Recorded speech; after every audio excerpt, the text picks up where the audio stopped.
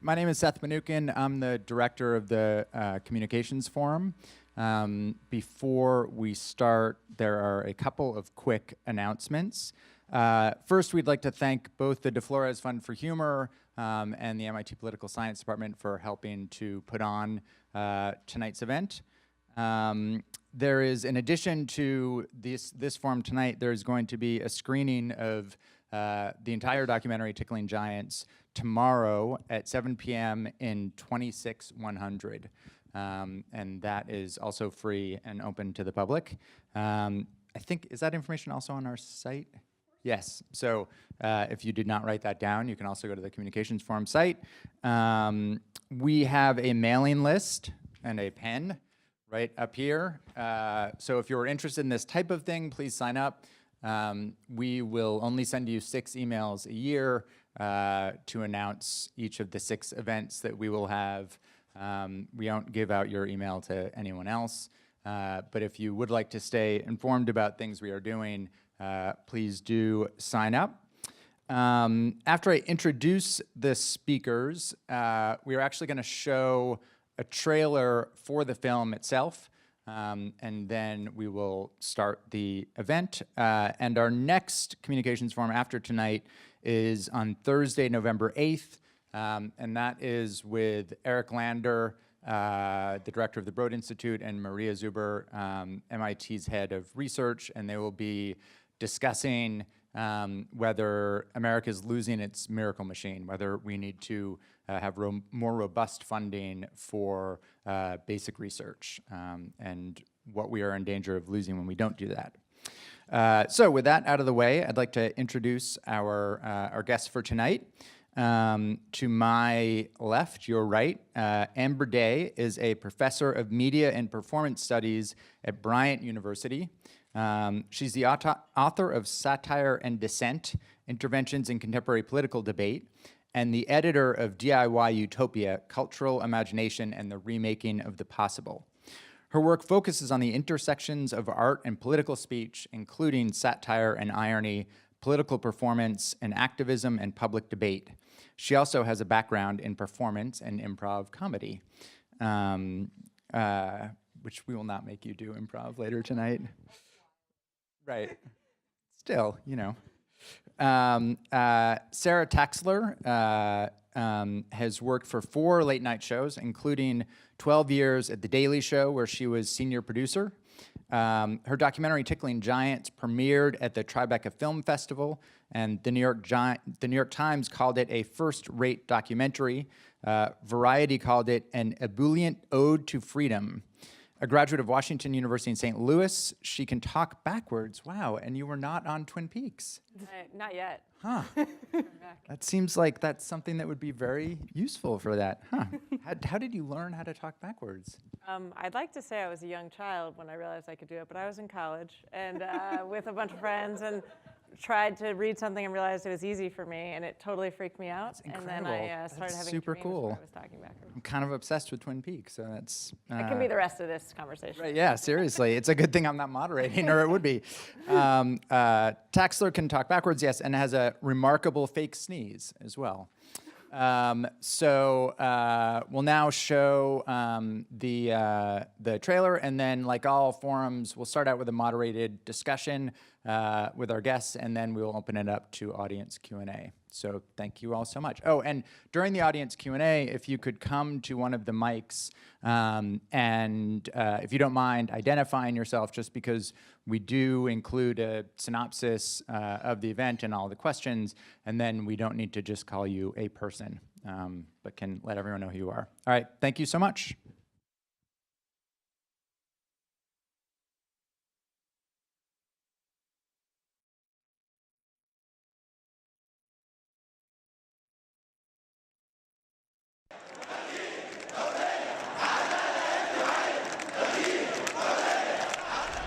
Protesters on the streets in Cairo, Egypt. Violent clashes are raging once again. Bloody clashes between protesters and security forces. More than 1,200 people have died. عايز اقول لك حاجه البلد يا ريس لا حقيقي بجد يعني Bassem Youssef is known as Egypt's Jon Stewart. 30 million viewers for his weekly program. 40% of the entire population is watching. It's someone who's saying things that are similar to what we're saying to each other, things that are not usually on TV. I think it's very brave of him. Egypt's public prosecutor has ordered the arrest of popular television presenter Bassem Youssef. They're saying that he has insulted President Mohamed Morsi and insulted Islam. That a comedian would be a wanted man is itself an astonishing thing. Does satire get you into trouble? I'll tell you this, it doesn't get me into the kind of trouble that gets you into. أن أقتل باسم يوسف ليس الآن. ليس الآن. It's fine to work from home if you want to, because it could be safer. What are we going to do? I have absolutely no manual to do this.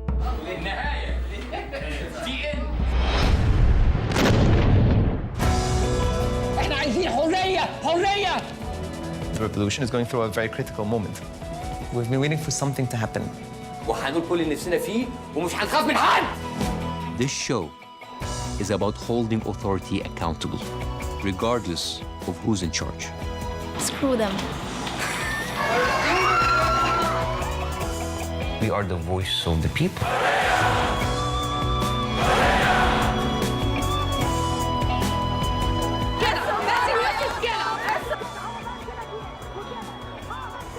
So funny.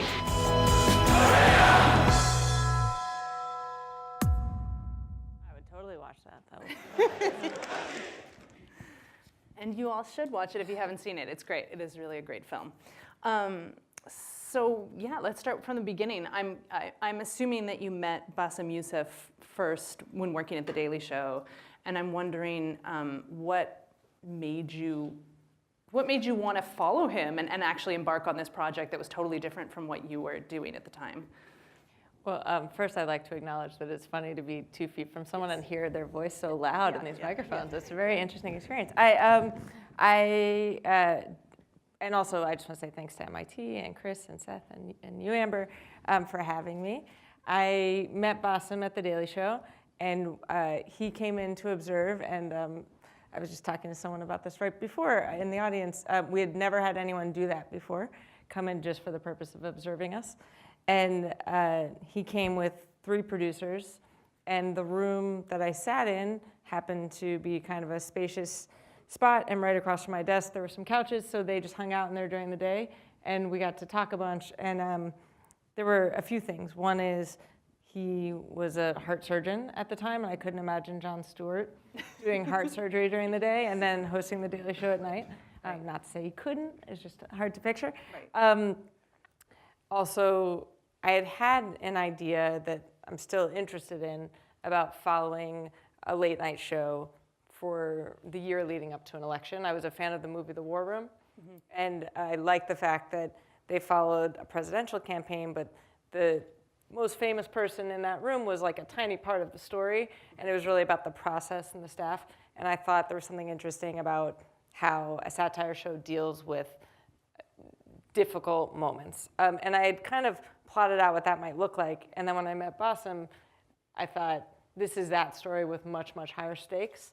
And then the other thing is, there were 4 of them, including Bassem, who came. 2 of them were women.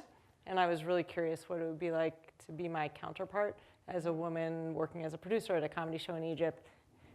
And I was just curious and impulsively asked Bassem if I could make a movie about him. And he said yes. And I think both of us were then like, what did we just agree to do? And sat on it for a little bit until we figured out how to actually make it happen. Right. And then how long were you actually in Egypt filming? Like what's the time period that's covered? So I met Bassem in 2012, but when he was at The Daily Show, which you'll see in the movie tomorrow, there's footage of it. He was being followed around by his producers who were like taping every single thing he did. So I figured there was a good chance there was other footage. Right. So between their footage and other archival that we got, the story begins in 2011. And then we filmed from until 2014 in Egypt, and then some here, including some right in Cambridge later in the film. and I was in, basically the way late night shows work for the most part, you have about 10 weeks off a year, like these unpaid dark weeks, so the whole show shuts down. You have 2 working dark weeks where everyone's in the office, but for the rest, you can kind of do what you want. So I would use those to work on the film, and then a few times I went to Egypt where I had to take off work, but just because there were things that I couldn't schedule, like the show was coming back on a new network or things like that that were time sensitive. And I think there's this funny irony in that, of course, all the marketing materials for the film, he's described as Egypt's Jon Stewart, which totally makes sense for an American audience to sort of understand who he is. And yet, my understanding is that when he was at the height of his popularity, his audience was much larger than Jon Stewart's is on a given night. Unlike anything we've ever had here, probably maybe Johnny Carson in his heyday, but they would get between 30 and 40 million viewers per episode. Jon Stewart was getting 2 million per episode. So there's literally nothing I can compare it to here. I guess like the closest thing would be the Super Bowl, but it was every week.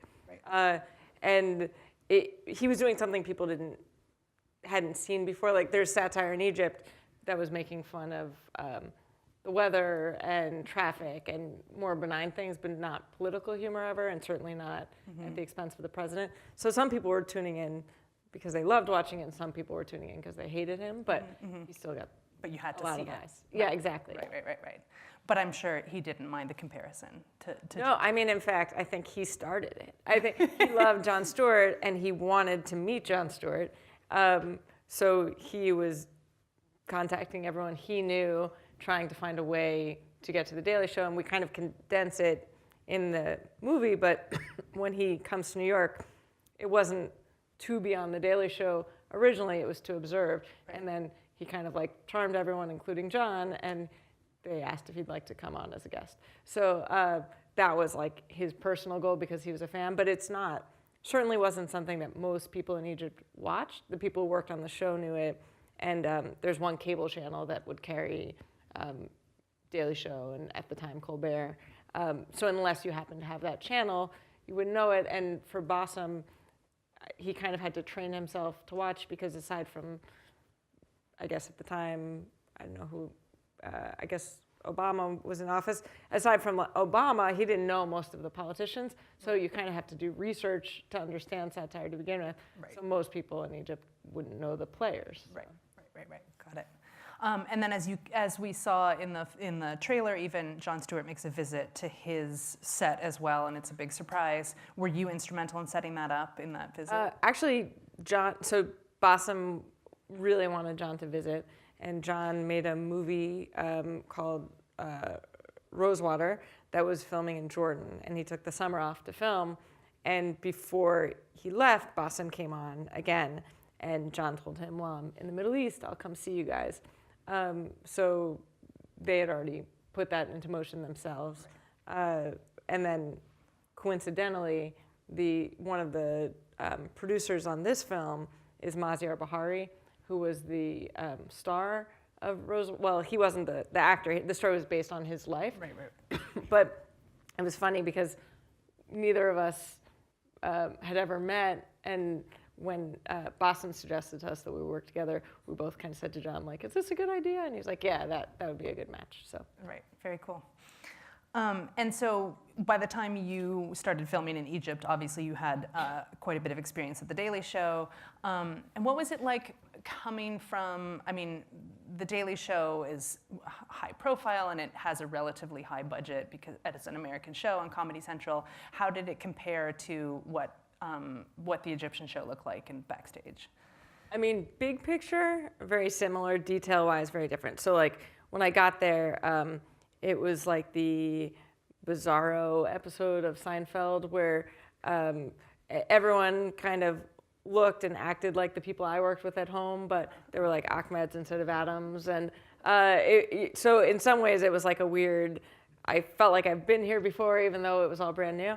And atmosphere-wise, it's self-selective. Like the people who want to work on a satire show are interested in current events and are passionate about politics and like to make jokes about things. So in that way, it was similar. there were a lot of differences in terms of like the makeup of the staff because it hadn't been done before. So there were a few people who had TV backgrounds, but the vast majority were engineers and architects and lawyers and people fresh out of college who just thought this seemed cool, and they were fans of Bassem's YouTube show. So when he got a TV show, they were like, I would like to do this. That's not really typically a TV show here. Sure. And then there were a lot of, it was much harder for them just in terms of things available. I mean, these types of shows have been around for a while, so there's lots of services that kind of cater to us. I mean, there's the AP has transcription services, and Nexus has transcriptions, which make our lives easier in finding clips. And we use, most TV shows now, or many at least, use this program called Snapstream, which is like a DVR just for the channels you set up that's searchable and you can play clips. So like we would record every news channel, every big speech, all the C-SPANs all day long. And then when we would need to find MIT speaker series, you type it in, and anytime anyone has said it, since you've been recording, it shows up. And that was something that was developed during the course of me being at The Daily Show. It was harder at the beginning, but they had nothing like that. It was literally people watching every show, transcribing every word, suggesting clips, and then showing those clips. So they just had a lot more work to do in order to make it happen. And were many of them still working at their regular jobs? No, everyone was full-time. There were interns, some of whom were still in school, but the staff were all full-time, very much full-time, like long days. And obviously, and as we can tell from the trailer as well, that there's some fear that builds, and Bassem and his staff are in fear for their lives, really. How did you feel? Did you feel like you were in danger and your crew was in danger when you were there? Well, so that was something that was a surprise, I mean, for everyone. I certainly, when I asked Bassem if I could make the movie, thought it was like a delightful romp through this person coming out of the Arab Spring to do this comedy show. But he becomes a lightning rod, and to this day still is. Like, I will walk down the street with him, and there'll be people who love him, and to show their affection, they'll be like, you know, can I buy you a water bottle, or just anything to say hello and thank you. And then there's other people who scream at him that he's a traitor walking in Manhattan. You know, so he still is mostly loved, but very divisive. Excuse me. But in Egypt, yeah, there were a bunch of things that were challenging. One, I mean, I didn't have a budget while filming, so I went by myself and just hired a local crew. So in terms of shooting, low budget, solo, some of the challenges were we had, it wasn't as commonplace, at least a few years ago, for people to film things or take pictures the way, we probably couldn't go anywhere today and not see someone taking a selfie or something. That was not the culture. Right. So anything with a camera was a problem potentially. So we had a camera person who was beaten up, and his footage was taken, and they kept asking whose side he was on, and they meant politically, and he was trying to explain he was just making a movie about a TV show, and that was not a sufficient answer. So we tried to not get any publicity and not say anything on social media about filming until we were done with the Egypt portion of the filming. There was one time when Bassem goes to a new network and there's major protests outside, and there's a scene in the film where they offer that people don't have to come to work the next day because they know there are going to be these protests, and they were afraid the office was going to get firebombed. And I was kind of like, I hope they don't come in because then I don't have to go. But unfortunately, but really fortunately, they were very brave and went. And I was filming outside with one of our camera people, and they asked me to go inside because they were concerned that I'm clearly not Egyptian, and they thought that I might spark some trouble because there were rumors that Bassem was a CIA operative, and they thought that I would add legitimacy to that. So when I went outside, people started screaming, and they asked if I would go inside, and I was trying to film like the second camera, and I just had to stop shooting because my hand was shaking. And then a different time when there was going to be protests, one of Bassem's publicists told me she didn't think I should come because she was afraid that if there was a problem, she didn't want to feel responsible.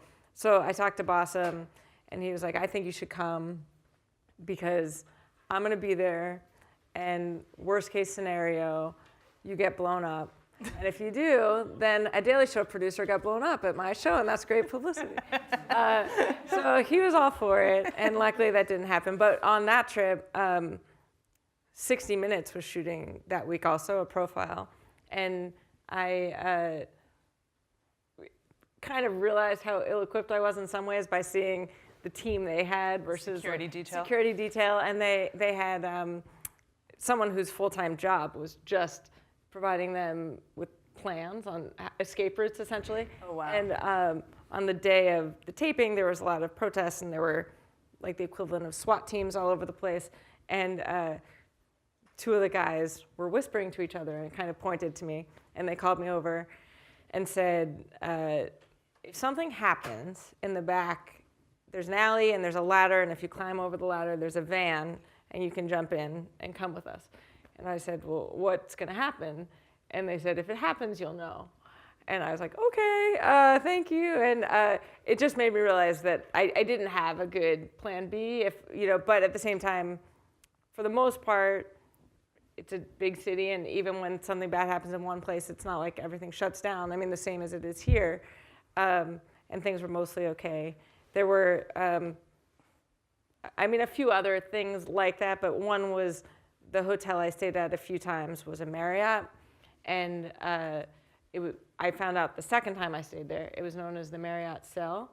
And before I knew this, I noticed that I'd only stayed there one other time, and granted, tourism was very low, so there weren't a lot of people staying there. But I noticed when I walked in that everyone who worked there recognized me, and I'm a woman traveling alone, and my skin was lighter, and there were reasons maybe I'd stand out, but I was just like blown away by the customer service that they knew who I was. And then I heard this story, and so Al Jazeera journalists were staying at this hotel and were arrested, and there were concerns that maybe the staff had turned them in or something had happened, and then it just makes you paranoid, like whether or not there's truth to it. Like I was afraid to write my journal when I stayed there or talk to my family because you're just not sure. And one night I was eating dinner at the hotel restaurant and just doing some work, and this guy was just staring at me. And I paid my bill and left, and I was afraid to go to my room. So I went to the lobby of the hotel, and he was behind me, and I went to a sitting area, and he was behind me, and there was a business center, and he was behind me. And my phone rang, and it was Bassem just checking in, saying hi, and he asked how I was, and I said, actually, I'm freaked out. I'm freaking out. I'm nervous right now. And I told him what was going on, and he was like, oh, don't worry, he wants you, baby. And I was like, what? And he was like, oh, he's flirting with you. And I said, I don't think so. And I thought it was a case of just a guy not quite getting it. And the next morning, I told some women in the office what was going on. They were like, oh, yeah, he was flirting with you. And it's just a different social norm than I was used to. And was kind of an example of just, as a woman traveling alone, something that can freak you out, even if I probably was not actually in danger in that moment, but uncomfortable. Sure, but yeah. And did the films, so you said you kept a low profile, which is probably better for them, that it didn't draw attention to them and get them in trouble. Did this film then screen in Egypt after you'd finished it? It has screened once publicly. Well, so outside North America, it's on Netflix. So a few years ago, Egypt got Netflix. So we weren't sure what was going to happen when it came out. And then kind of to the last minute, we didn't know if they were going to let it play, and they did. So it is, people in their homes can view it. We had one public screening, which was at a university in Cairo, and they planned the whole screening, and we set up a Skype Q&A with Bassem, and everyone was excited. And the day before, they told Bassem that they were told that they weren't allowed to do it, but that he had to announce he was canceling because they couldn't announce that they weren't letting him doing it, that the government wouldn't allow it. And so the agreement was that they would do the screening, but not, the school would be allowed to do the screening, but only if he didn't do the Q&A. So they did the screening, and there were it was a 700-seat place that filled up, and apparently it went really well, but unfortunately he couldn't be a part of it. And I imagine, obviously, when you started the film, you had no idea how it was going to end up or how it was going to end. But did you have a sense of what was going to happen with the show and whether it was going to be controversial, or did it sort of go in a direction? No, when it started, I thought it was more. I mean, the story that interested me was this idea, which is explained in the film. But Tickling Giants, the term is about. It comes out of this little cartoon, which is the thing on my shirt. But there, a guy who works at the show as a writer draws this cartoon of a little guy who's Bassem with a feather tickling a giant. And I like that picture, and the term Tickling Giants came out, and kind of what it came to mean was an individual finding a creative, nonviolent way to draw attention to an abuse of power. So I thought this story was about the fact that Bassem was a regular guy who his country fell into this revolution and things got extremely violent, and through his nonviolent means he got so much more attention than the people who were literally a mile away from his office killing each other. And that was really interesting to me. That using humor, he had such a bigger microphone and a much stronger impact on people and dialogue. And so the thing I was into initially, and still is that my big takeaway for the film, is the idea that anyone can have their thing. Most of us aren't going to start a comedy show and become one of the most famous comedians in the world, probably. But everyone has a thing that they could do, and that was what was interesting, was that he was a private citizen and not a celebrity, and he had this huge impact. I definitely didn't think his life would become as difficult as it did. So. Right. And on that note, are there any updates about what he's doing now? And yeah, I saw him 2 or 3 days ago. He lives in Los Angeles, and his joke is that he's taking meetings, which he says is LA speak for like not really doing anything. But he would like to be a performer, writer in film and TV, and the ideal thing would be to get a special like Netflix or HBO and then get a show out of it. Like he'd like to do a show focusing on international issues and free speech issues. But it's hard. He's remaking his life in another country. Right. And as exceptionally famous as he is, most people here have never heard of him. Right. So he kind of has to reinvent himself again. But he's enjoying the stuff he's doing. He tours with the movie sometimes. He's doing a show online about, he's vegan and very committed to plant-based diets, so he's doing some stuff about that. And right now he's in New York for this week and next week at a venue called Joe's Pub, which is a great theater in New York City, doing a one-man show. And when I went the other night, when we walked out of the show, we saw Lin-Manuel Miranda standing in the lobby, so he was very excited. So Tickling Giants, the musical, is hopefully the next step. That would be a very cool combo.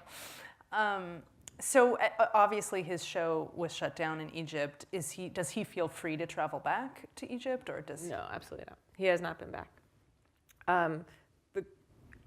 Not to ruin the movie, but there's legal issues, which is why he left, and he just doesn't know what would happen if he walked in. I mean, it could be immediate arrest. He doesn't know what would happen. So unfortunately, he hasn't been back. He's seen family when out of the country, but he hasn't been able to go to anything. Right, that's hard. It's very hard, yeah.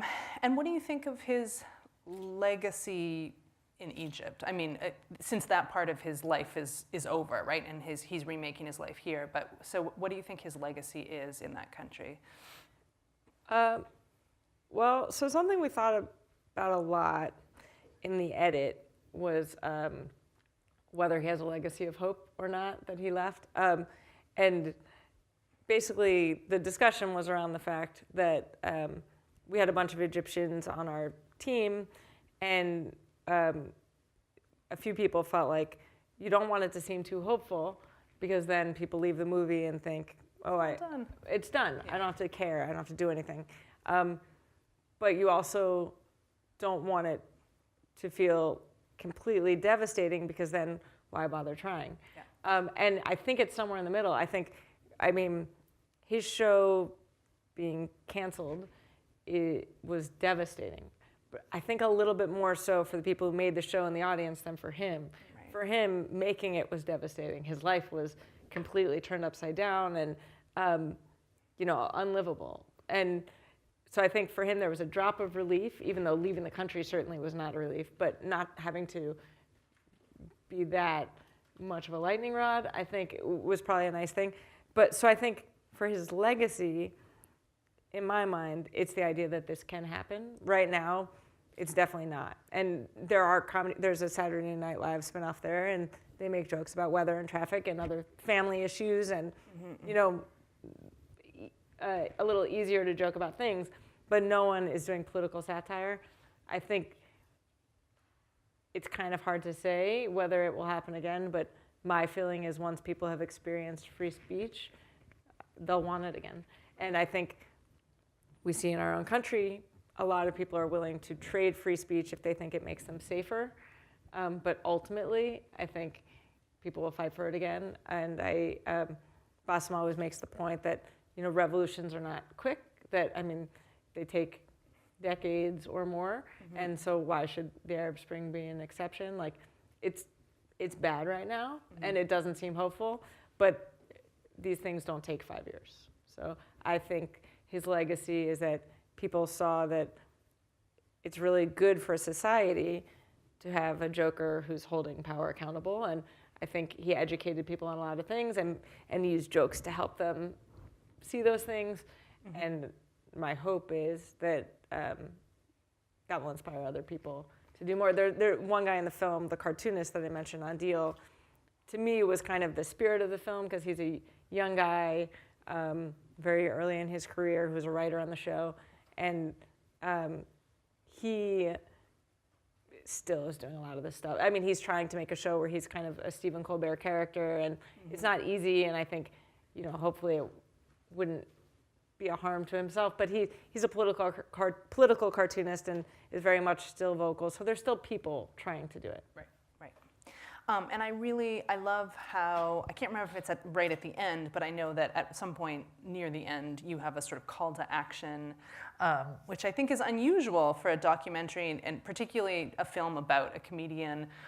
So I was wondering if you could talk about your thinking behind that. Yeah, absolutely. Well, the call to action is that each person should find their own way to start Tickling Giants. So, a little bit of what I was talking about before, but everyone can do a thing, whatever your thing is, and for some people it's more creative, for some it's more scientific. I read something today that made me think of something related to this group, which was I saw something that Tammy Duckworth was talking about legislation she introduced for there to be places for women to breastfeed in airports, because you can't sit in a public toilet and very easily do that. And I remembered reading something about MIT a few years ago, had a hackathon to create, I think it was the breast pump that doesn't suck. Mm-hmm, mm-hmm. And it was an example of people using their own specific talent to stop a group of people, in this case, nursing mothers, from having to not be able to have an equal role in their society. And it's a really interesting example of people taking their thing and helping their skill set. There was another thing I saw last year where there was a woman who makes font types, and she realized that Hebrew and Arabic, I forget which is which, but on one, if you cover just the top half of the word, you can still read it, and then the other, if you cover just the bottom half of the word, you can still read it. So she made a font that combined Hebrew and Arabic, because she was like, if you can't even ever read the same information, how could you ever start a dialogue? Right. I thought that was super cool. That's a very specific skill set that she used to have at least a starting point. Right. So the call to action for Tickling Giants is for everyone to find their thing. I think it can apply in a lot of ways. There's the hard way is finding the thing that you care about, and then finding a way to combine your talent with that thing. There's easier ways to do it, like signing up to vote and then voting. There's easier ways to stop an abuse of power, and those are important too. And the call to action, in my mind, would be to think about what your thing would be, and in the meantime, because that can be hard to do, until you know what your thing is, help someone else achieve their thing. So if someone else cares about an issue that you care about, and they have a way that they need help, support them while you find your own way to help. And you, when we talked briefly before, you had mentioned that though this film was made prior to the 2016 election, that watching it now, some people have said to you, oh, you must have updated it, because they were seeing new things in the film. And I'm wondering, so what in particular do you think is standing out to people now, like on watching it in a new moment in this country? Yeah, so it's been a super weird thing where a bunch of times people who've worked on the film who've seen it again this year, including the editor of the film, like the last person to ever touch the film, saw the movie a few months ago and asked me when I changed it. And I didn't know what he was talking about. And then he was like, it just felt different. Like, what was different? And I was like, nothing. You are the last person to ever touch it. And I kind of had that experience when the movie first came out and we were at a festival. It was the weekend after the presidential election here. And I watched the movie, and I had seen the movie 1,000 times, and it just felt different. And the audience reactions were different. I think before, people here were watching it as a thing that happened someplace else, and now they were watching it as a thing that might be happening here, and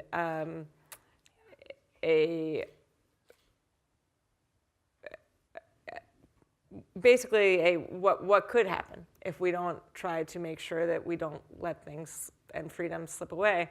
And there's so many things in the movie that wouldn't even have made sense before, so we didn't put them in. Like, 2.5 years ago, we were in the edit, and people didn't know the term fake news, so we didn't include it because that was a very hotly debated thing there. And do you trust anyone in the media? And do you trust all these? The government had state-run media, but like Bassem was called fake news. There was a woman 2 weeks ago who, in a story we can't relate to at all here, but a woman accused someone of sexual harassment, and they put her in jail, saying it was fake news. So we didn't even know that term, and then this is what's going on kind of in this story. And then another thing that was something that we didn't include at all in the film because it was just too complicated. We're like, we'd have to explain so much for audiences here to get it, was the idea of paid protesters and suggesting that someone wasn't actually speaking out because they believed in something. They were only speaking out because someone put them up to it. And that was just such a foreign concept to the kind of young audience that we were aiming for here, that we were like, that's too much to get into. We won't explain it. And then now, of course, those are all really readily available ideas for us. And the movie is about a guy who makes jokes about a president, and that president doesn't like it and stops him. And I mean, this last year or so, President Trump tweeted about Alec Baldwin and Michelle Wolf and Samantha Bee and all these things that are just inappropriate for a president to vocalize. And of course, all of the many, many comments about the press and how they can't be trusted and they're evil and all these things that are dangerous. I mean, we saw this week, journalists are, it's a dangerous job. And to discredit them is only trying to remove that extra lens on the people in power. And Bassem was trying to shed light on that. And I think when I was making the movie, I was very aware of the fact that I'm not Egyptian. And for me, the movie is about free speech and free expression, and it happens to have the backdrop of the Arab Spring. But I always felt like I'm not the perfect person to tell the story of the Arab Spring. I think I'm a decent person to tell a story about like using jokes to draw attention to abuses of power. So that's what the story was for me. And then now, as an American, when I rewatch it, I see it a lot more from the experience of what's happening to my country. And I actually emailed with Andil, the political cartoonist, shortly after our election, and I said, what do you do when your country isn't what you thought it was, and it's all changing, and how do you handle that? And he wrote back and he said, well, first you have to recognize that your country didn't change. You just didn't realize it, what it was. And for a lot of people in your country, they already had to deal with these issues and you might have been immune to it.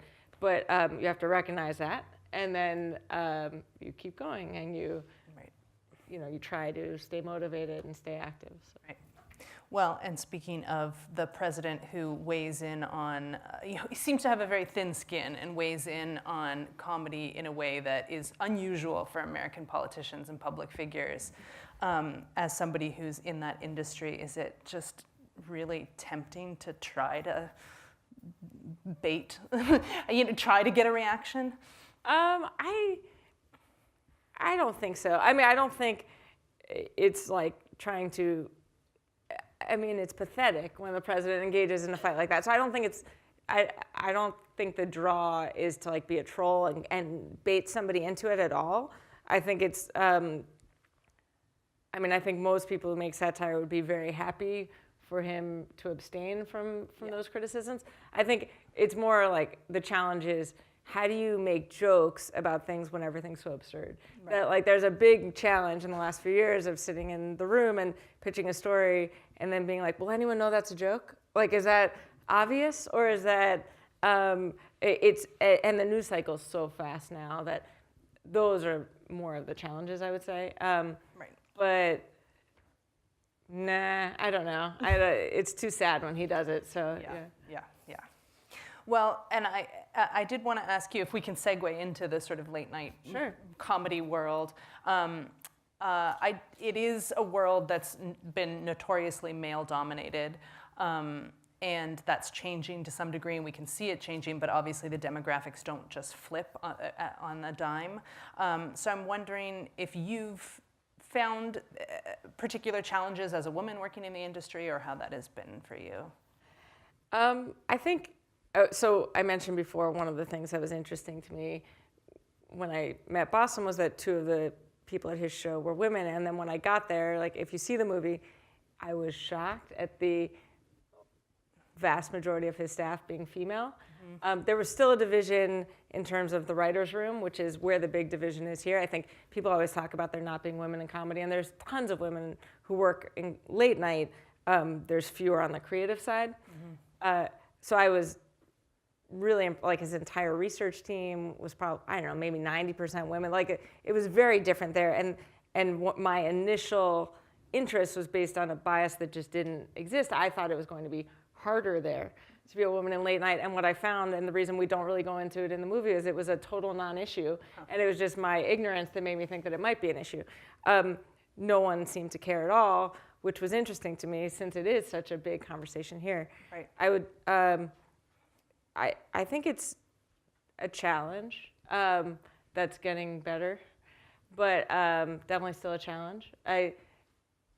Shows reflect who the people in charge want to hire, and some people have really made, I think Trevor Noah has made a big effort to diversify his staff, not just gender, but backgrounds, race, lots of different ways. And Hassan Minhaj has a new show coming out, and it seems like they've really made an effort to diversify their staff.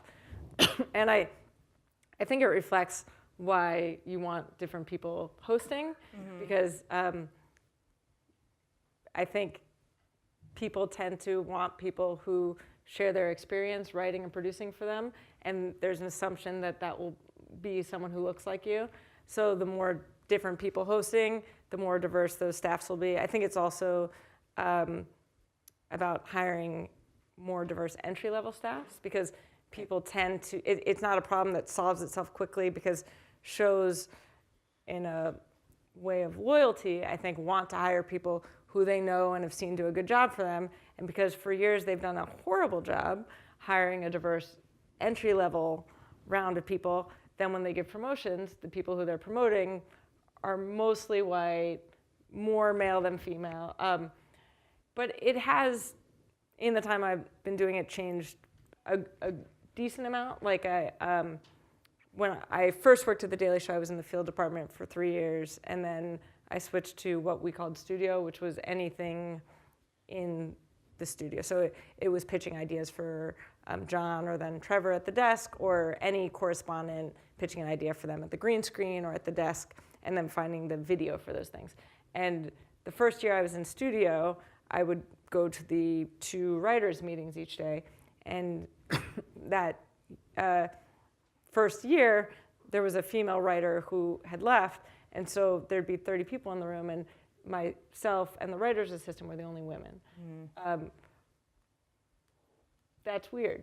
You know, and I think it wasn't a show that didn't want to talk about issues relating to women, but the pitches were less commonly coming from that, and it became a joke, like a running joke, that I would pitch these kind of dark stories, but really they were just pitching stories about women's issues I think some people were a little less comfortable doing. So if I would pitch something about campus sexual assault or rape or abortion, it would stand out more just because there were fewer at the time. That dramatically changed. In the time I was there, were more people, including the men, were pitching those kinds of stories.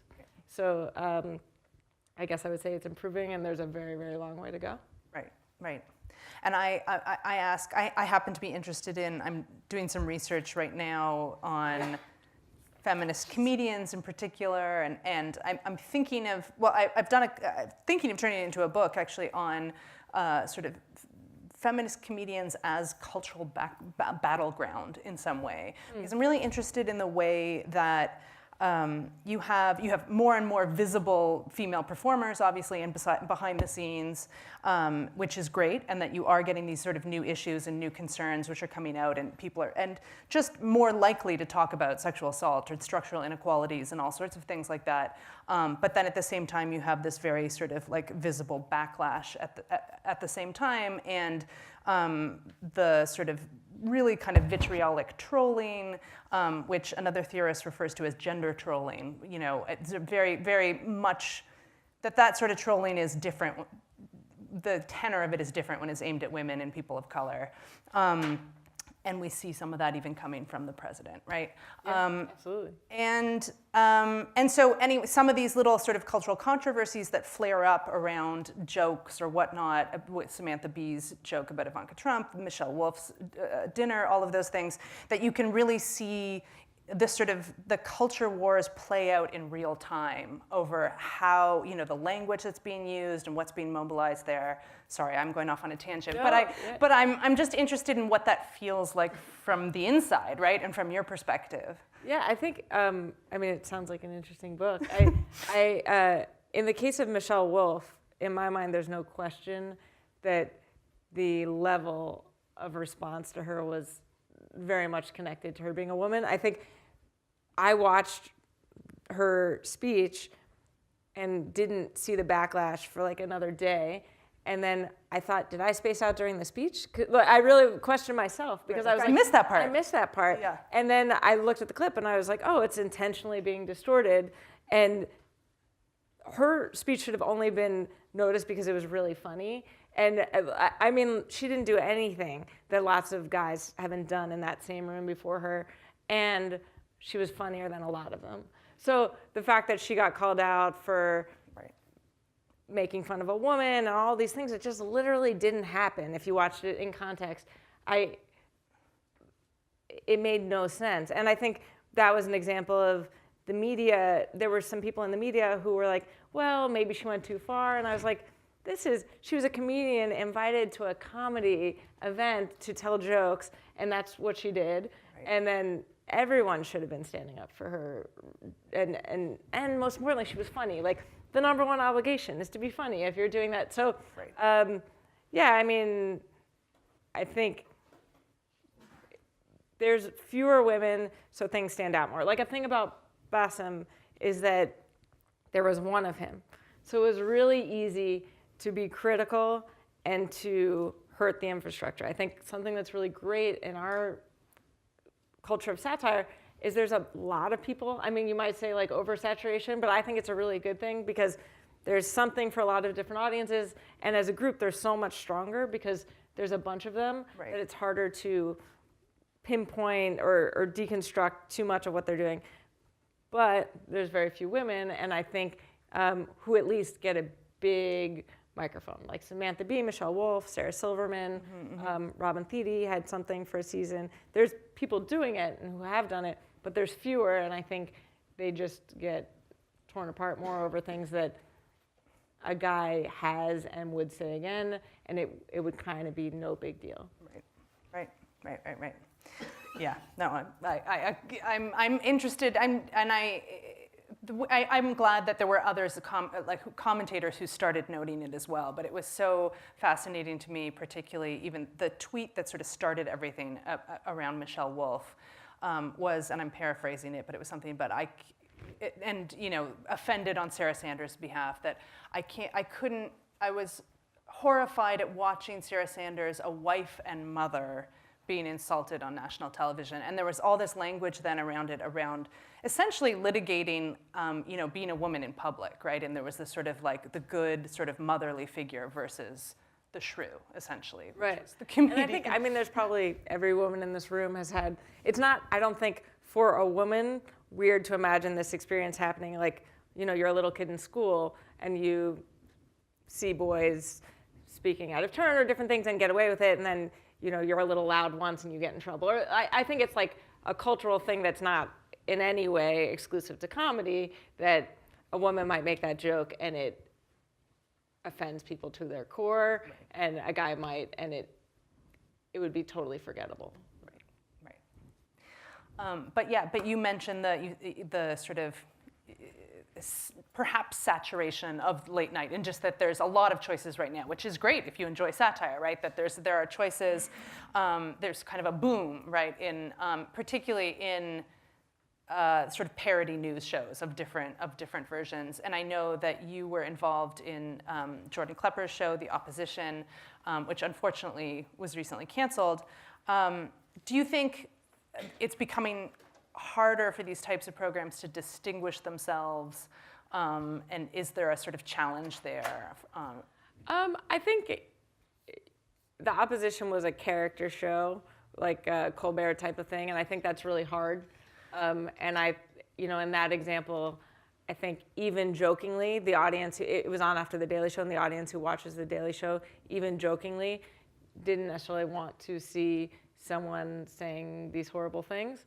And that was kind of a concern from the first time we talked about the idea. Like, I don't know if people are going to be up for that. And I don't know on that example. You're not a fan of Alex Jones. You don't want to. Right, watch and Alex I think Jones. Jordan Klepper, people knew Stephen Colbert already, and he was in character on The Daily Show, where Jordan Klepper was not that character previously. So there was a question of just like, oh wait, is this guy joking? Does he believe these things? It's a harder thing. I think in general, I really like the fact that there's lots of shows. I mean, you probably are only going to watch one or two of those, even if you're a fan of these things. It's not like you're watching 8 satire shows a week. So there's a thing that suits your needs, whatever that is. Sure.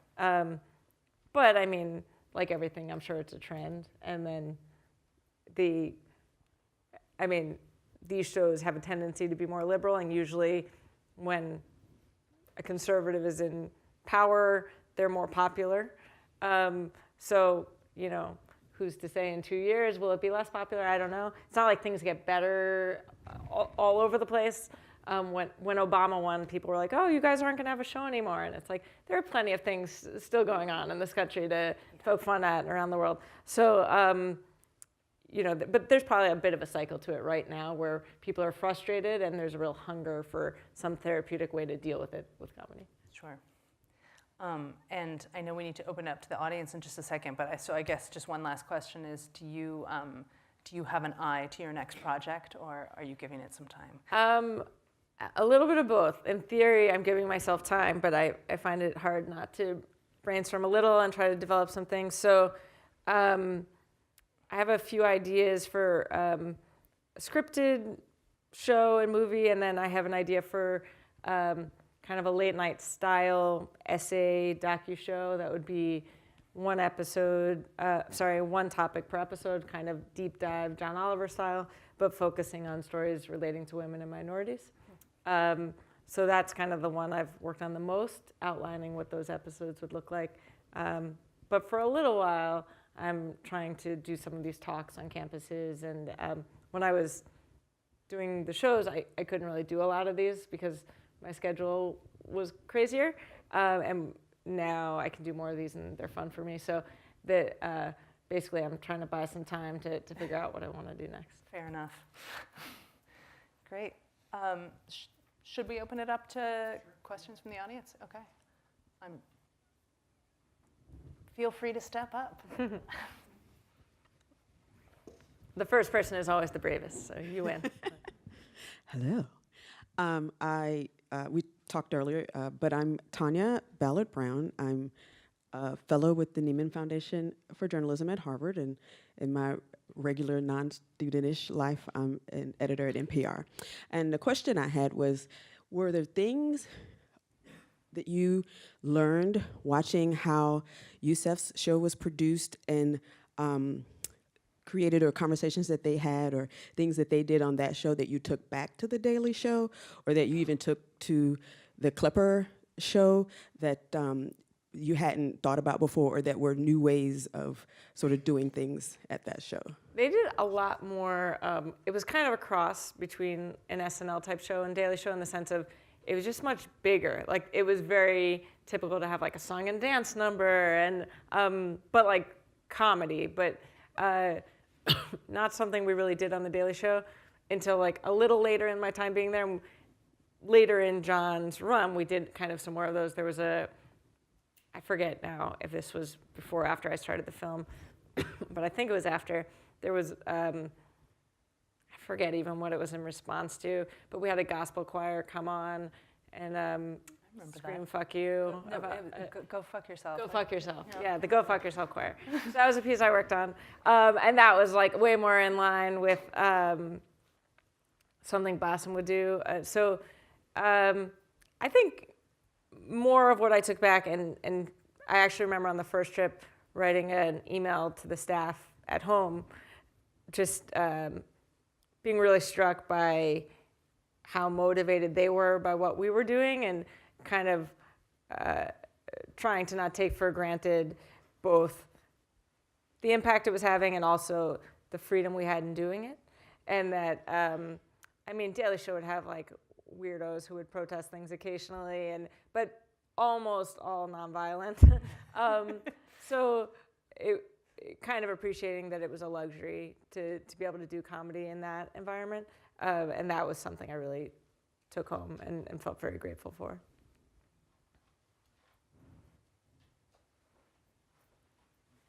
Do we have other questions? Squeak, squeak. So now, having seen this from Egypt and obviously worked on shows here, what do you see what kind of effect do you see those type of shows having in a political climate, on a population? Is it actually something more than entertainment, or and is that role different where you have a truly oppressive regime versus a wannabe oppressive regime? Well, there's a lot of wannabes right now. I think there are a bunch of these shows that have sprung up kind of all over the world, which is really cool. Some much bigger than others, and some not necessarily in oppressive regimes, but in places where this exact type of thing wasn't happening. I met a guy a few months ago who was visiting and had seen the movie, who's doing a French type of thing like this on their HBO equivalent, and it's a newer thing there. I think,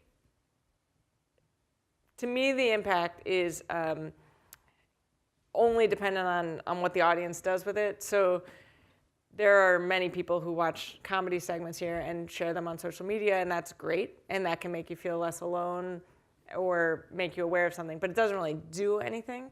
And the way I feel about comedy is very much like the way I grew up hearing about like religion and prayer, which was prayer doesn't change things, prayer changes people, people change things. And I think the same is true of comedy. Comedy doesn't change things. Comedy changes people, people change things. So if, and this could be in a country where this is new or here, if you see something and it pisses you off and makes you laugh, you might be a drop more likely to be open to at least talking about it, raising awareness, and then maybe even doing more. But just watching it does nothing externally. It's just comforting to yourself. Sharing it doesn't really do anything. It just lets your community know you're a member of the group and makes you aware, but it doesn't really change a thing. I think in the case of Bassem's experience, what was interesting is it inspired people to do more and to be open. Comedy is really cool because, like, if I said something bad about a politician you liked, you'd probably turn off right away. But if I used a bunch of video clips to prove a case that they were being a hypocrite and then made a joke about it, you might actually at least be open to watching it. And that was happening week after week for Bassem and for a lot of these other shows, and here too. And I think that can make a difference. And one cool thing I learned doing some of these talks is there's a professor at Penn State, Sophia McLennan, who does research on a lot of these things. And she told me that sometimes when you're making this stuff, you're not sure, like, are you just screaming into an echo chamber? And apparently, her research has shown that people who just watch the news all day and care about current events aren't necessarily likely to be active in doing anything. But interestingly, people who like to watch satire are way more likely to actually do something about it. So the kind of person who decides to turn into a show at 11:30 to help them laugh about the thing that's making them feel crazy is more likely to actually get excited and do the thing to make a difference. And that was cool to hear from my perspective, because it's like, you put a lot of effort into this stuff, and the main goal really is just to make people laugh. But of course, if you're working on this show, you personally probably have an interest in making a change in these things. So if you like satire, pat yourself on the back because you're more inclined to be a good person. So. And if you don't mind if I add to that too, because I was going to say that, you know, because I write about satire as well, I sometimes get asked for quotes and whatnot when journalists are doing a story about something that just happened, right? And they have this, oftentimes, not always, but this incredibly narrow way of talking about the effects of satire, which makes me so annoyed, because it's always asked, like, do you think this is going to affect the election? Is this going to single-handedly, like, bring down so-and-so, you know?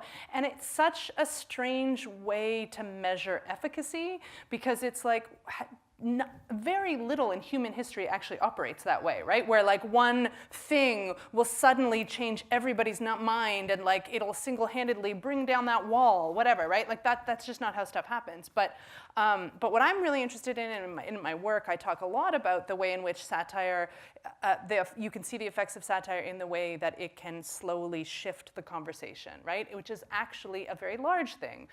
So just the terms that are used, right? It can introduce new terms into the debate, or it can bring what's otherwise a sort of niche issue that only, like, a small public is talking about to the larger public.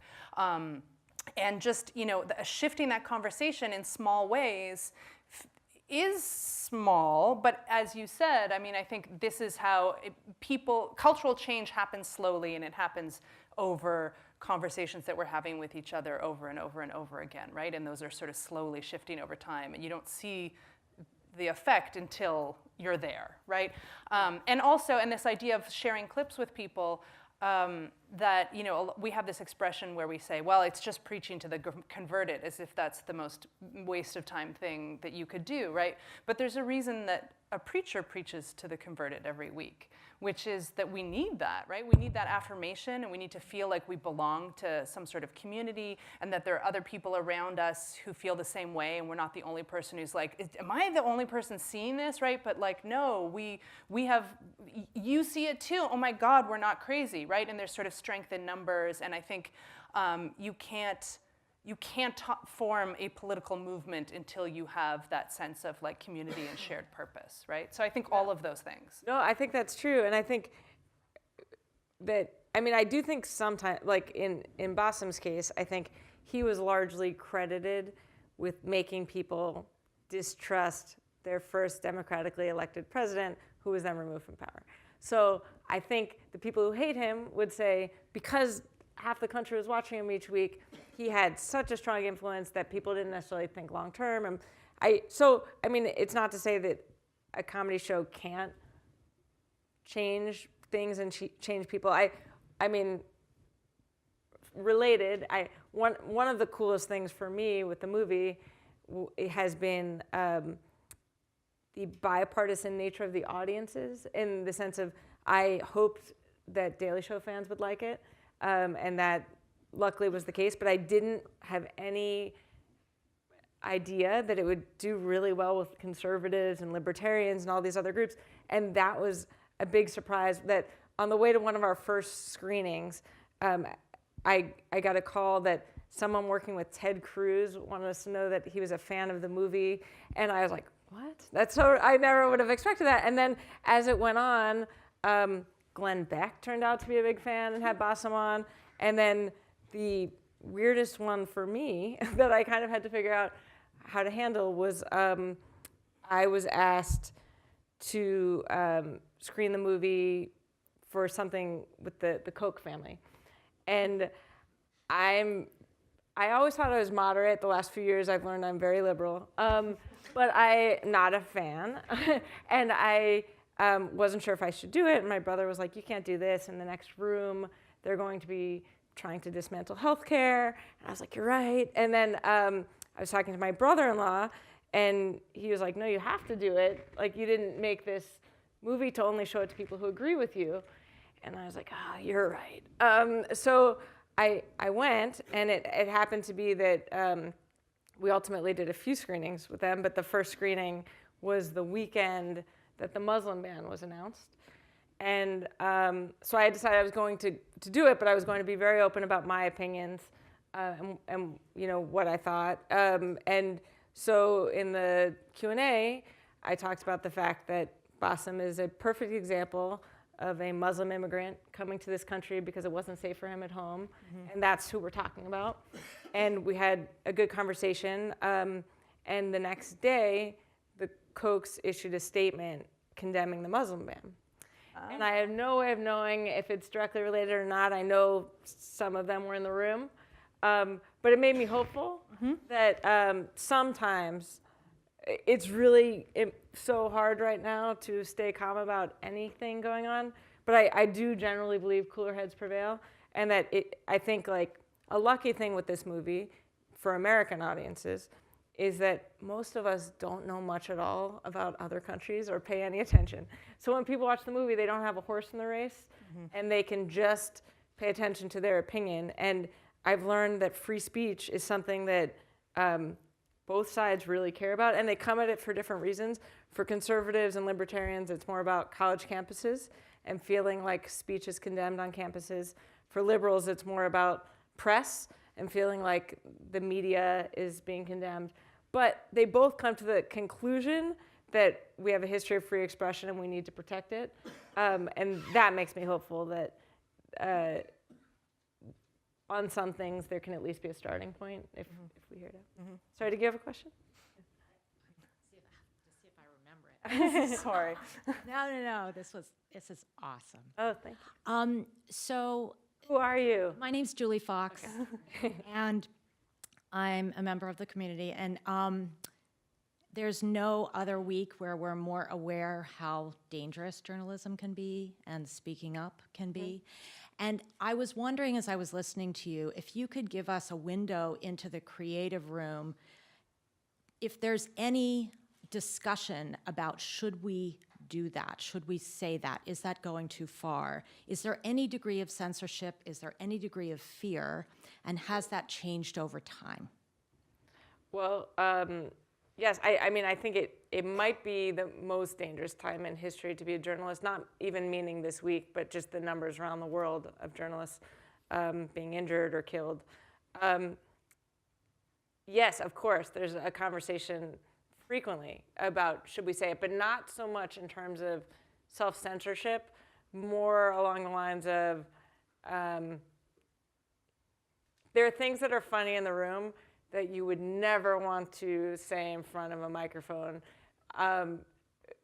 because you have a rapport with the people who you're sitting with and you understand the context of a joke or different things, but it might be super offensive to say it to someone who wasn't part of that earlier conversation. I think there's a lot of times conversations about anything having to do with like kids or someone's kid, a public figure, not wanting to do that. There's conversations about, a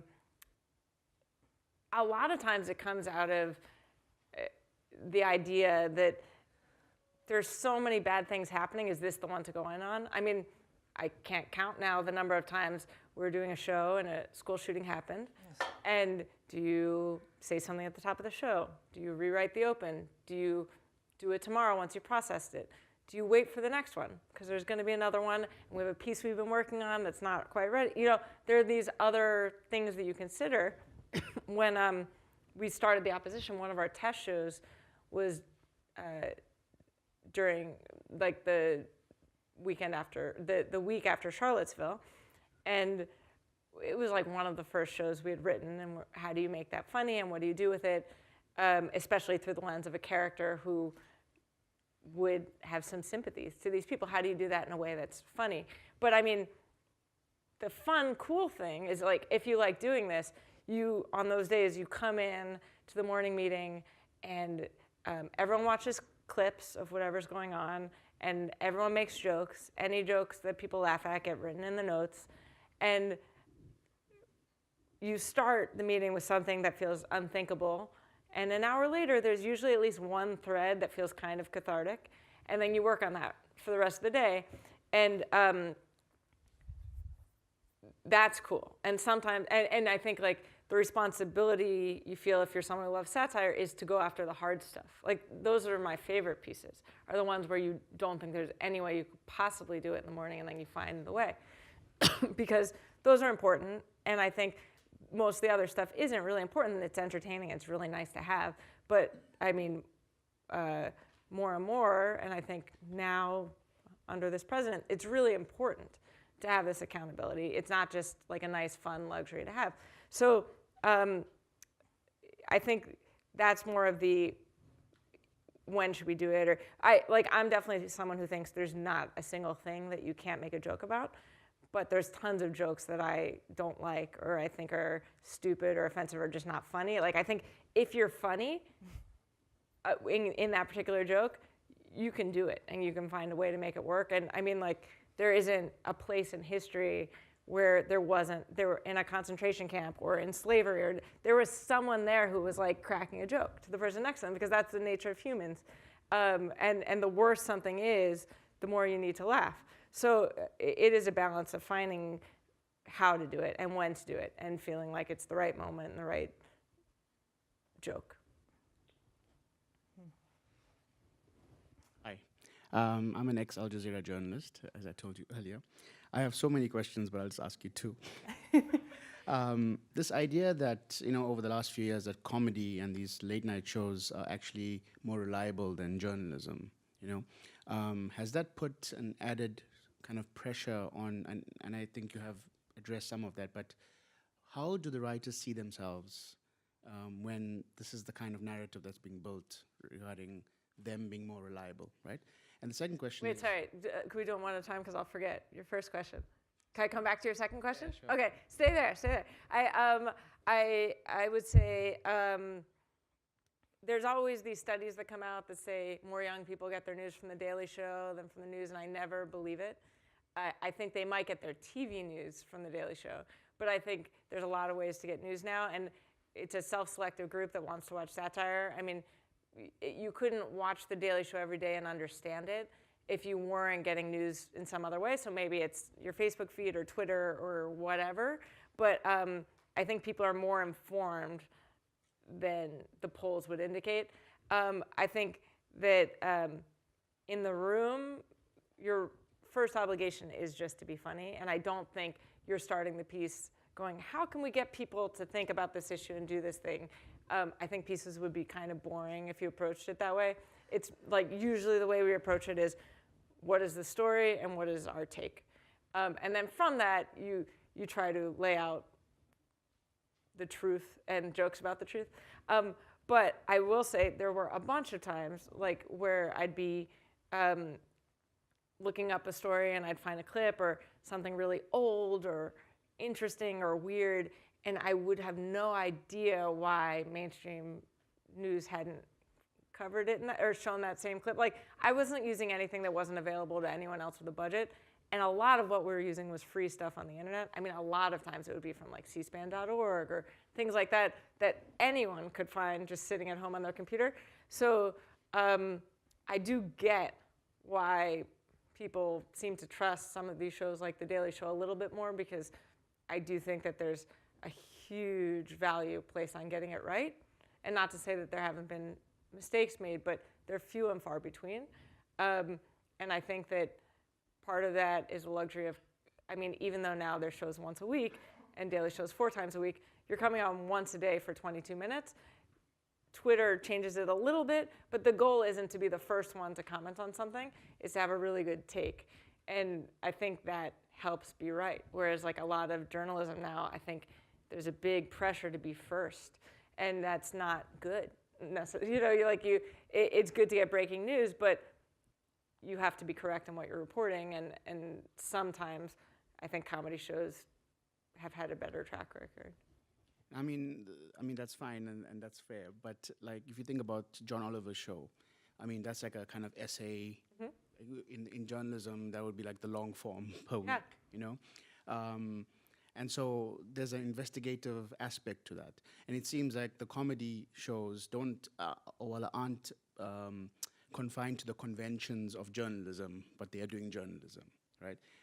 Somehow. I wouldn't say they're doing journalism. Somehow. I mean, I guess I would say they're doing satire, and satire can be long form. Sure. But yeah. But then the point that you've also mentioned yourself was that it's about trying to get things right. But what happens when you get things wrong? So, for example, Trevor did a segment on Pakistan, right, some weeks ago, and he got a lot of blowback because he compared Trump to Imran Khan. And so, how do you measure then the success of that segment? Because it was funny for some people. So I'm not familiar with the segment. Was he getting pushback because he got something factually incorrect, or because people didn't like the point he was making? Because the perception to suggest that like Imran Khan was or is this like the new Prime Minister of Pakistan is the same as Donald Trump, okay? The idea that these two characters could be the same, and using this very flimsy kind of comparisons that like fell into like tropes about Pakistan.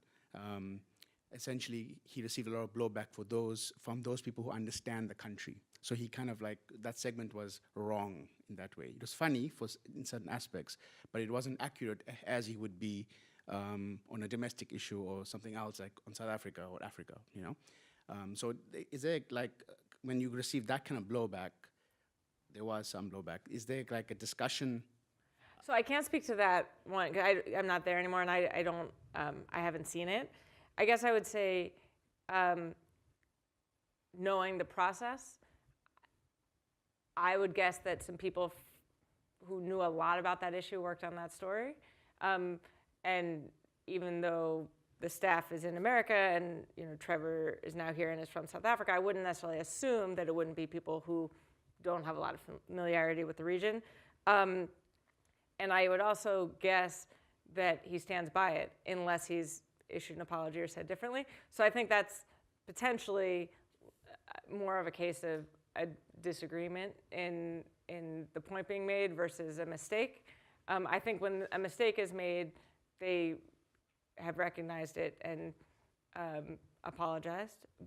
So I don't know if that happened in this case. If not, I wouldn't assume that they perceive it as a mistake. I think there's pushback on so many things, so many pieces. Someone doesn't like it. Obviously, there's two sides perceiving something and one side being portrayed in a segment. So it's not infrequent at all to get pushback on something.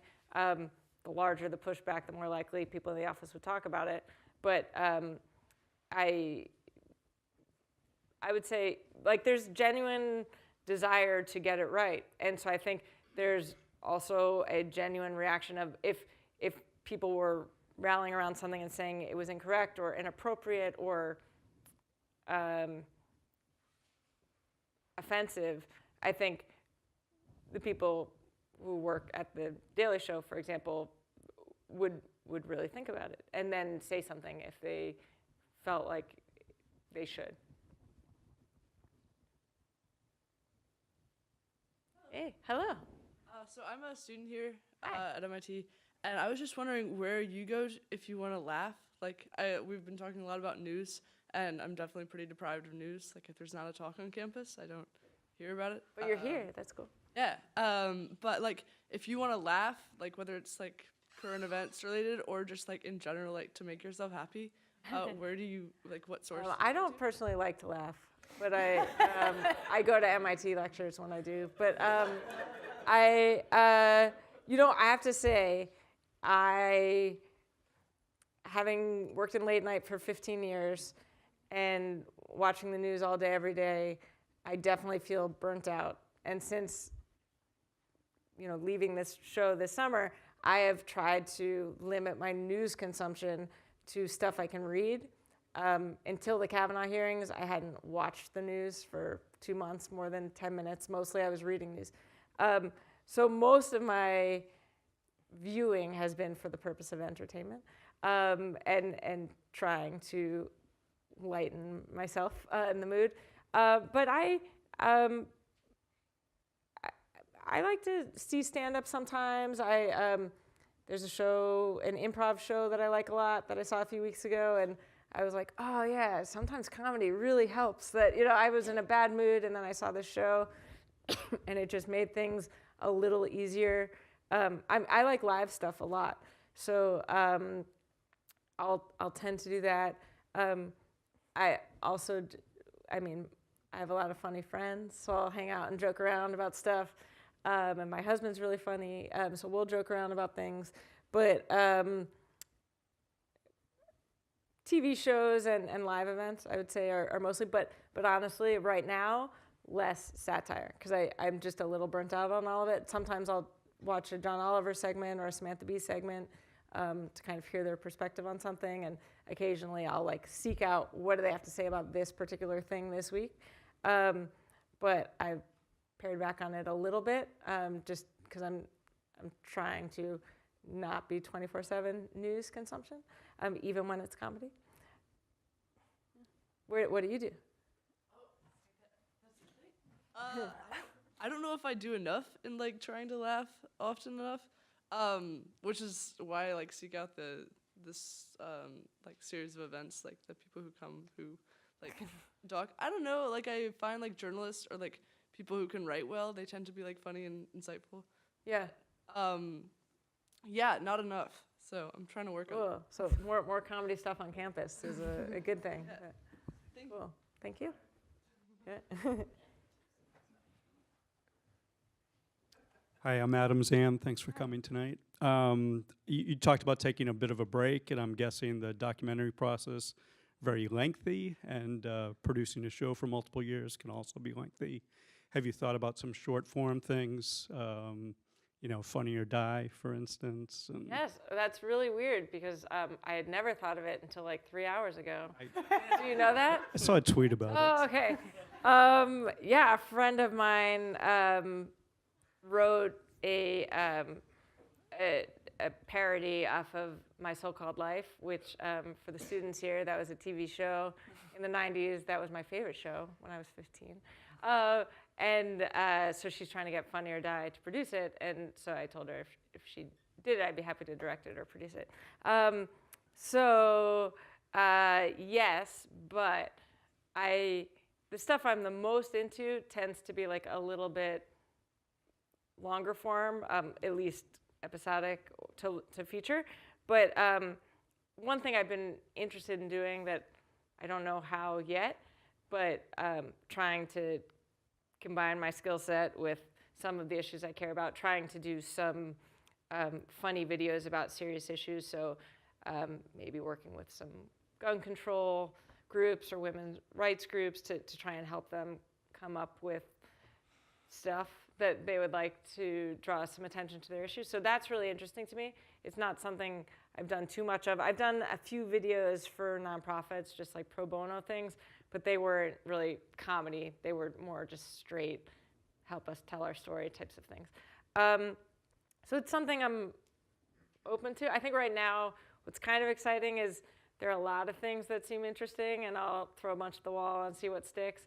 The short things are fun because they don't take years. I mean, this has been, when I was making the movie, I was at the Daily Show, so from 8:30 in the morning till 7:30 at night, I'd be at work, and then I'd go to the edit, and then the year we were doing the edit, I had a very weird, lucky thing happen, which was, I mentioned that when I was shooting, we didn't want any publicity, so as soon as we were done, I needed to fundraise, so I set up an Indiegogo campaign, and sent it to everyone I knew, and some people shared it with other people, and an acquaintance of mine worked for Save the Children and had just gone on a service trip with some people and posted the Indiegogo page and sent it to this woman who was on the trip, and she watched the video and went about her day, and her husband sat down to check his email, and it turned out he was the CEO of Technicolor, a really big film company,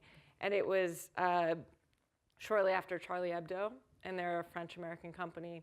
It was their 100th anniversary, and they were interested in doing something to celebrate, recognize their anniversary, and they liked the idea of supporting a filmmaker trying to tell a story about free speech in the Middle East, which was amazing. And when they called to tell me, I totally thought it was a prank.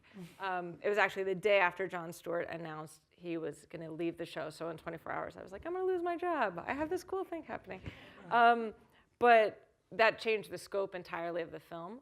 So I thought it was just going to be me and an editor cutting in my apartment, and it turned out I had 12 full-time employees and a bunch of interns, and it became, by comparison, a huge project. So though it was amazing, for that year I didn't have a day off. We worked weekends, and their days off were Tuesday, Wednesday, so that I could go to work during the week and go to the edit nights and weekends. So I'm happy to have a little more free time now and not do 2 jobs at once, and then potentially some short stuff too.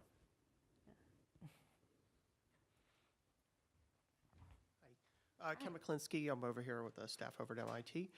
The question was about like the use of parody in media, because during the Kavanaugh hearings, there was a clip that came out that mixed Kavanaugh's testimony with a scene from Pulp Fiction with Jules and question and answer and response. I was so pissed that I did not think of that. I thought it was so funny. And that was hilarious, but I have like another friend on social media that uses a lot of vulgarity, and he'll spend time in either Facebook or Twitter jail. So finding that like, as we have access to social media, sometimes like, I think something's funny, I'll put it out there, but like, no traction or anything. But it's seeming that like more people are engaged with it in that process, and there's more discussion, but is that kind of making everybody feel good? Is it actually being a barb that may or a barb or a feather, as the case may be, with someone to make them a little more taken aback to say, I don't know about that, because it just seems like with politicians, the way they just go about their business and don't really think that they're Teflon coated or something. So it's like, as people put that information out there, when you tell when's a good approach for doing parody online? I mean, so the Kavanaugh example, I thought it was super funny, and honestly, first time I laughed that week. So I think that's an example of sort of a release and feeling not alone. I don't think someone who thought Kavanaugh should be on the Supreme Court was going to watch that and have this aha moment where they reevaluated things because of the Pulp Fiction clip. But I think it had a big value, actually, and that's kind of a perfect example of a tiny 1 or 2 minute clip that I think a lot of people found joy in at a time when they were in pain. So I guess, I don't know. I think it had is the question sort of if it has an effect? It's just to know to choose your words, or to kind of if you get in the habit of doing this, I post more than I ever did before. I thought I got more politically engaged this year, but it's am I just kind of indulging myself, or have those little quick moments that I'm changing my mental mood, or is it actually something that I'm not a professional writer, but you never know. With something like that, could be that person had an aha moment, and it whoa, it actually registered with a lot of people. Yeah, I mean, I think, if the question is Twitter self-indulgent? Yeah, 100%, definitely. That's what it is. It's people thinking that their innermost thoughts should be documented every 15 minutes. That, I literally can't think of a person I know who I think should talk to the world every 15 minutes, anyone I've ever met.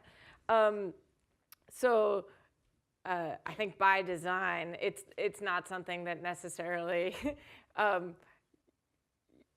is a must-have for society to exist. But I think that there's good things that come out of it. I mean, like in the Arab Spring, Twitter was a huge means of communication and finding like-minded people and finding places to meet and being safe and helping people. For comedy, I think it's like one conversation that does come up on shows is someone already made that joke on Twitter. Oh, they already talked about that on Twitter. And then you get to a point where it's like, okay, it doesn't really matter that we're going to do the thing we think is good and in the way we think is good, and Twitter will beat you to it. Every joke has been made on Twitter within 2 hours about a story that comes out. Hopefully, what's being added in a more long-form thing is of more value. Like, relatively speaking, jokes are easy for people who write jokes. It's more the take that makes it interesting and important. That it's one of the reasons why I get frustrated by the push to be so responsive to the news cycle on comedy shows, because if a story broke right before we came in here, and we're writing a show right now, and we're probably going to try to make at least one joke at the top about that big story, that joke is a throwaway joke. Like, it warms you up, it's kind of funny, but it doesn't mean anything. If tomorrow we've digested it and we spend a day and a half coming up with our point of view and the one thing that we think is really important to say, that actually might add value to the conversation. Twitter is almost exclusively the first part, where there's like a release valve and it's funny and that's valuable. But like the snakes in a plane guy, sorry, I keep saying that, the Pulp Fiction thing was, the Pulp Fiction clip was, I don't think came out immediately. I think it was a few days later, if I'm not mistaken. I don't know if anyone knows, but like someone had a thought and then they were like probably processing and then decided to make this clip. And maybe in that case, it just took a little longer to physically do the work of it. I have no idea. But I think that clip was better because I didn't see it the day of the hearing. The day of the hearing, I probably wasn't in the mood to take that in. And I had had a minute, and then I watched it, and I was like, oh, that's exactly what I wanted. And I didn't know it. So I think that the value adds are a little different between social media and TV. Sure.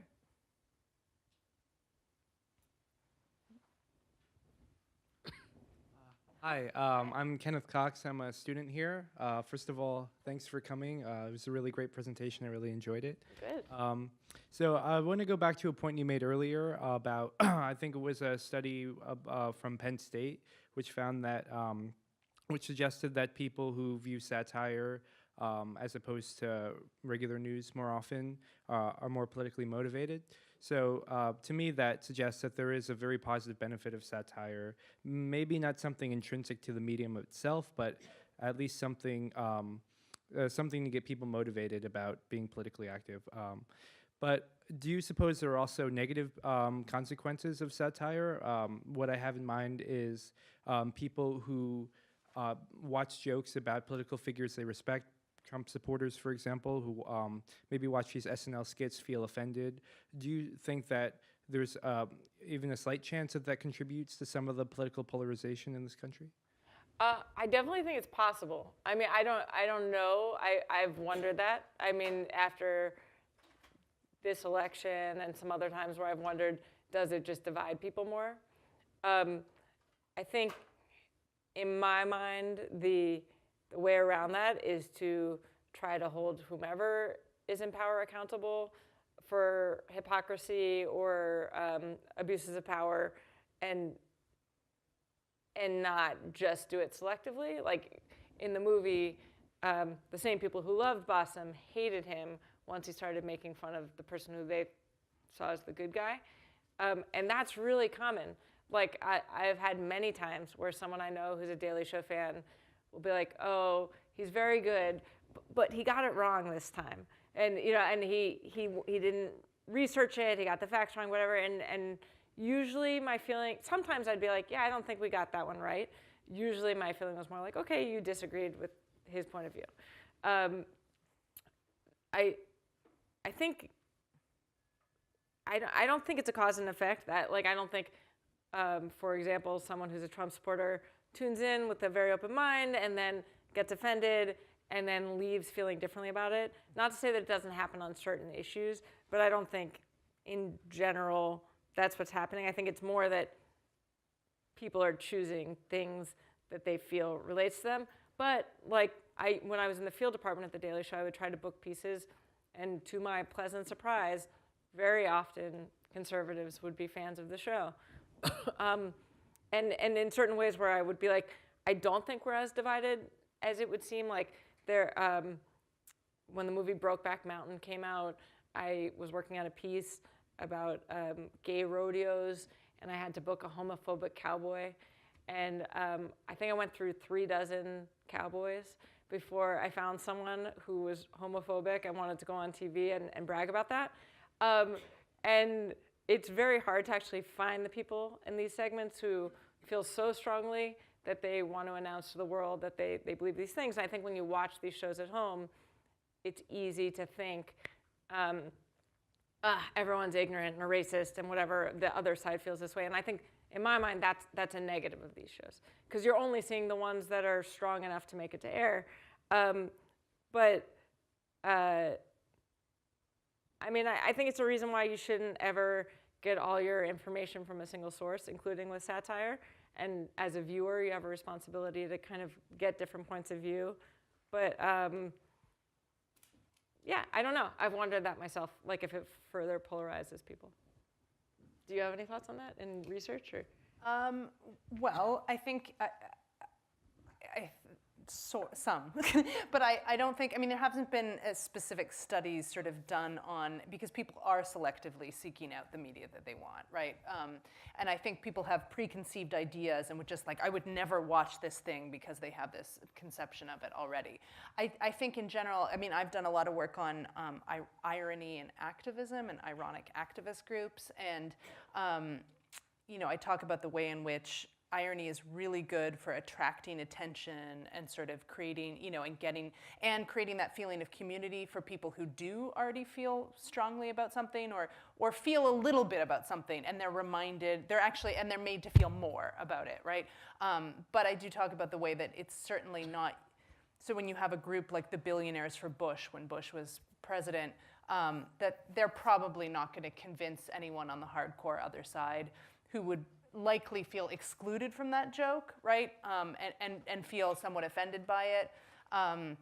But that's not really what they're setting out to do. So no, it's not a bridge builder, I think would be the answer to that, right? It's not a bridge builder, but I think the Billionaires for Bush, when they were doing that, that wasn't their aim. It was to draw attention to money in politics, right? And around this particular candidate. That makes sense. I would say kind of my current theory about all this stuff is, even though I think dialogue is important and good, I'm currently less interested in trying to convince people I disagree with that I'm right, and I'm more interested in trying to convince people that I agree with that they should be active participants in things. So, in the election, right. There's 100 million people eligible to vote who don't. I'm way more interested in being like, you should vote, and here's why, than I am at convincing my uncle why he should vote my way. So I think maybe comedy could work in that way too. Not necessarily speaking to someone who thinks completely differently than you do, but convincing someone who agrees with you that it's worth their time to do something. I am Greg PC. And you talk about satire and late night as being largely progressive and left to center. Are there examples of conservative satire and humor and from the right? Yeah, there's Red Eye on Fox, which is hosted by, I think, Tom Shalhoub. There's, I think Glenn Beck's channel had tried to do it. I don't think it succeeded. There have been lots of attempts. Is it just a more humorless crowd? My honest opinion on that is no. I think there's funny conservatives, and I can think of some people I know who I think are very funny people. I think it's a combination of things that I think they're more liberals in entertainment, so you're going to have more funny people to choose from, and obviously the more in the crop, the better. I think that the bigger thing is punching down is way less funny than punching up. Yep. And I don't want to watch someone who's already been victimized get made fun of. And I think that there is an association, the more conservative you are, and with going after groups, that it's going to be way harder to conceptualize a joke where an audience is going to be on your side and want to laugh at it. And I think that's the bigger challenge. Thanks. And I will say, yeah, I don't know if at the time he was like as conservative. I don't remember. Maybe it was. So maybe that's an example then. Yeah. It was ranty. It was ranty. Okay. Yeah. But I think the punching down thing is huge. And then there also is some research coming out now. A colleague of mine has done on psychology and partisanship, actually, which does indicate that liberals tend to be more comfortable with shades of gray and irony in general. And so there is sort of more, there seems to be more of an interest in certain forms of comedy versus, and it's by and large, right, versus what conservatives are attracted to. So there's some of that as well that might be playing into it.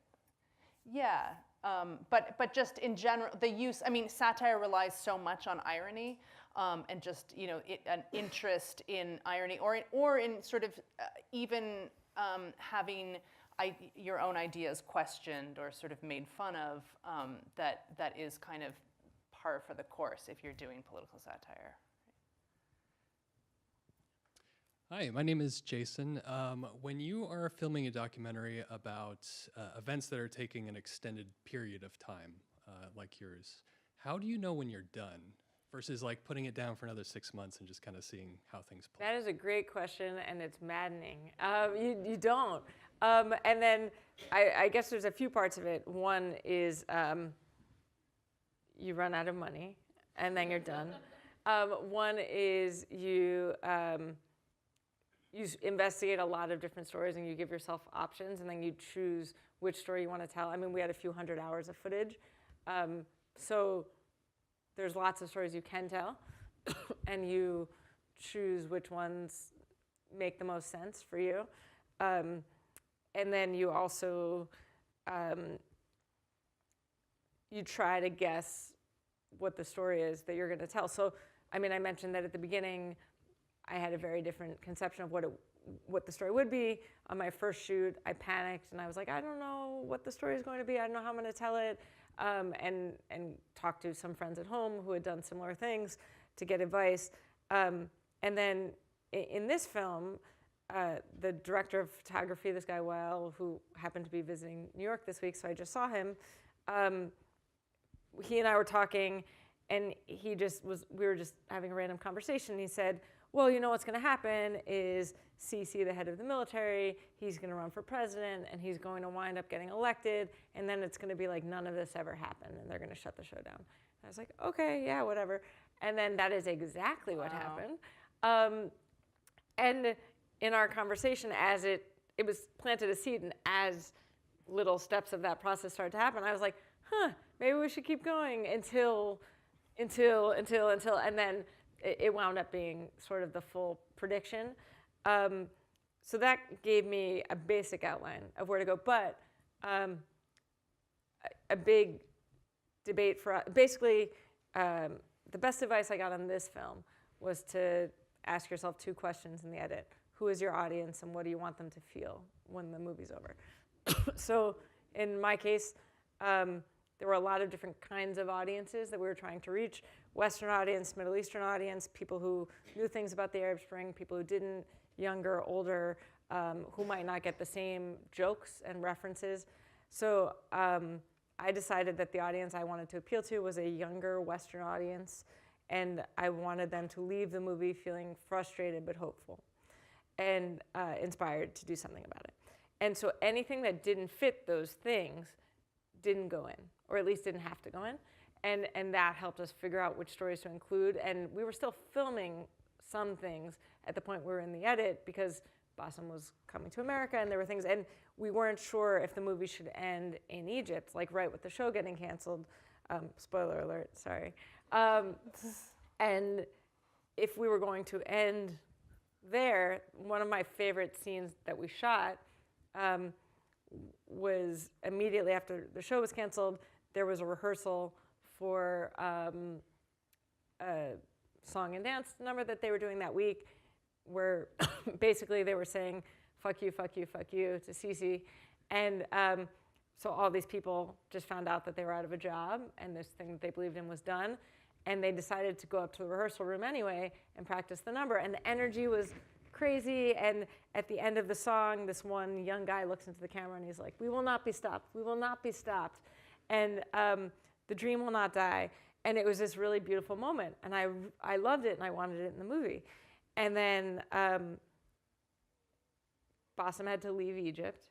And it felt like a really important part of the story to tell, that he had to leave his country and why and the circumstances. And that scene of the dancing felt like an end. And we tried a million different ways and we couldn't figure out a good way to keep that scene in and then have the story continue for another 10 minutes. So we decided to remove it because that's not where the story ended that I wanted to tell. I wanted the story to include the fact that he had to leave. So actually, my question is kind of about that. You have hundreds of hours of footage. You chose to tell one story. What about the rest of the footage? Do you ever think of remastering or letting someone remaster it? Name your price. I'll give it to you. No, the other footage, I mean, there's a million other stories that could be told. And I mean, an example of how it could work is I mentioned this guy, Maziar Bahari, who was a producer on this film. He initially, there were a few people interested in making this documentary, and he initially thought about directing a movie about Bassem and had done some early filming of him and then had a bunch on his plate and couldn't do it. And I was interested, and ultimately we decided to work together, and he gave me the footage. So it still found a home. I mean, it's possible that there could be other stories that we would tell. We've released a bunch of stuff online just as extras, things that we found interesting that we couldn't include, things that didn't necessarily need further context to make sense. You know, it's hard because raw footage isn't necessarily interesting to watch.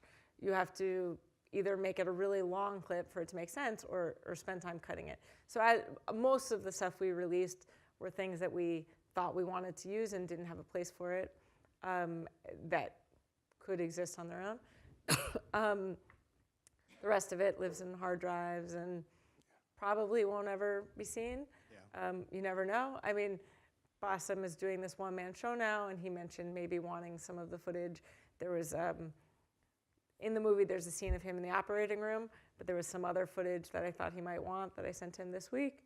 You know, it's possible that it could find other lives, but mostly the whole point of the shoot is to give yourself options for the edit. And you don't know which stories you're going to tell or which ones are going to develop into anything. Something might seem interesting and it doesn't really go anywhere. So you film it and then you choose kind of which things meet the bar of what you want to tell. But seriously, if you want to buy it. Thank you two so much for coming, and thank you all. Please come tomorrow night to this screening. It's a great movie, and let's give it another big round of applause. Thank you. And thank you so much. I just thank you for having me. This was definitely the first time I've done a talk in front of equations, so that makes me feel smarter by proximity. And I would also just mention, if you are here, obviously come tomorrow to the screening. If you know other people who might like the movie, you can find it at ticklinggiants.com or on iTunes or Amazon. And more so, I just want to say, if you start thinking of ways that you're tickling giants in your own lives, I'd love to hear what you're doing. So if you feel like putting it on social media, just hashtag it with Tickling Giants so I can follow along with what you're doing. Nice. Thank you.